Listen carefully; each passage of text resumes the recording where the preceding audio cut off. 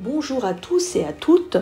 Donc cette modeste vidéo est tirée de l'enseignement d'Andrew Wommack, dont le titre est « Vous l'avez déjà ». C'est une série donc en 30 parties que vous pouvez retrouver sur EMCI TV ou sur YouTube sur la chaîne d'Andrew Wommack, vidéo en français.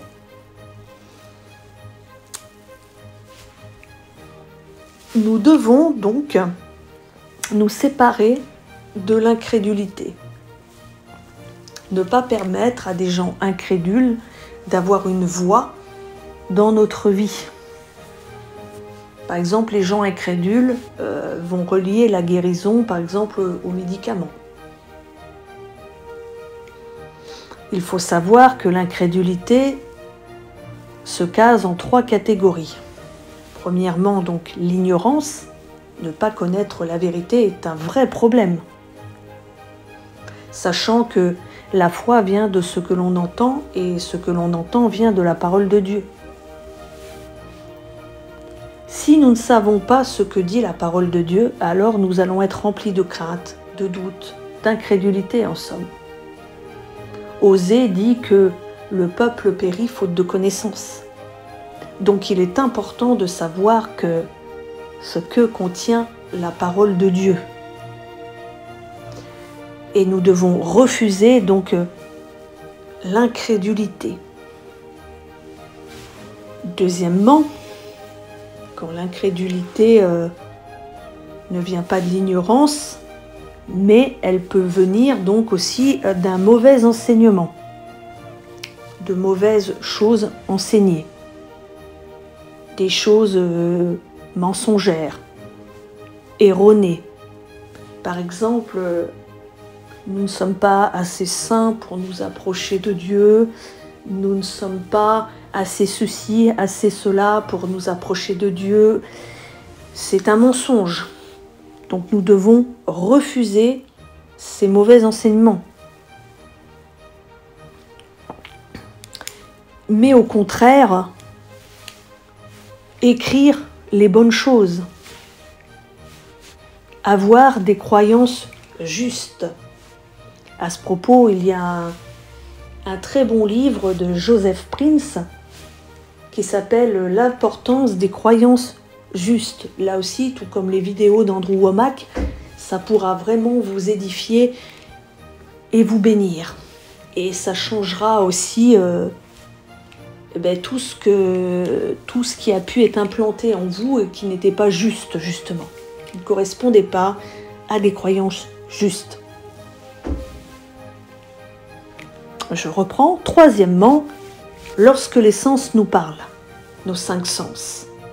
Par exemple, nous avons prié et la douleur est toujours là. Et cela peut nous faire croire, on peut se dire « Ah, j'ai encore mal », ça veut dire que je ne suis pas guéri. C'est ce que l'on appelle une incrédulité naturelle. C'est se faire guider par ces 5 sens. Donc il est important d'entraîner nos 5 sens pour leur dire qu'il existe plus qu'un domaine physique. Il y a un Dieu qui agit dans le domaine invisible et que nous devons opérer dans la foi et passer du temps dans la prière pour écouter Dieu. La prière et le jeûne ne servent absolument pas à tordre le bras de Dieu. En fait, Dieu n'a pas besoin du jeûne. C'est nous qui en avons besoin. Car le jeûne va nous influencer, nous. Il n'a pas pour but d'influencer Dieu. Et nous devons résister et lutter contre les 5 sens, contre la domination de la chair. Et nous devons chercher à nous faire contrôler par la parole. Par rapport au jeûne, il faut savoir aussi que le jeûne est aussi bon pour la santé et le corps. Et que, si on se réfère à la parole de Dieu, que nous ne vivrons pas de pain seulement, mais de toute parole qui vient de la bouche de Dieu. Le jeûne va briser la domination, assujettir notre corps, dire à notre corps ce que l'on veut qu'il fasse, car ce n'est pas à lui de commander. Renier en quelque sorte nos 5 sens en passant du temps dans la prière, en reniant par exemple notre appétit, dans le jeûne. Et si nous n'avons pas l'habitude de le faire, alors cette sorte d'incrédulité va être difficile à enlever. Nous devons forcer notre corps à se soumettre. Nous devons avoir de la discipline. Discipliner notre corps, nos émotions, s'exercer par l'habitude, car cela ne va pas se faire tout seul. C'est comme du sport, comme l'exercice physique. Nous devons en faire régulièrement, de manière régulière et répétitive. Donc c'est comme un exercice régulier et répétitif. Il est important de libérer ce que j'ai déjà par la foi. Nous n'avons pas besoin de davantage de choses. Nous devons libérer déjà ce que nous avons par la foi. Renouveler nos pensées et extraire. Nous pouvons reconnaître que les choses qui sont déjà une réalité. C'est une chose de savoir que les choses sont réelles et ça en est une autre de comprendre ce que cela veut dire et d'en avoir la certitude. Nous devons avoir la connaissance, la compréhension, la certitude et l'intelligence. Et que nous avons déjà tout en Jésus-Christ. Si nous comprenions tout cela, alors Satan, les gens ne pourraient nous tromper et nous séduire. Adam et Ève étaient déjà comme Dieu, mais ils étaient ignorants. Ils ne savaient pas ce qu'ils avaient. Le diable les a trompés et ils sont tombés dans le panneau. Le diable nous trompe en nous disant « si tu avais plus d'argent, etc., tu serais plus heureux ». Mais le but du diable est de nous détourner de Dieu.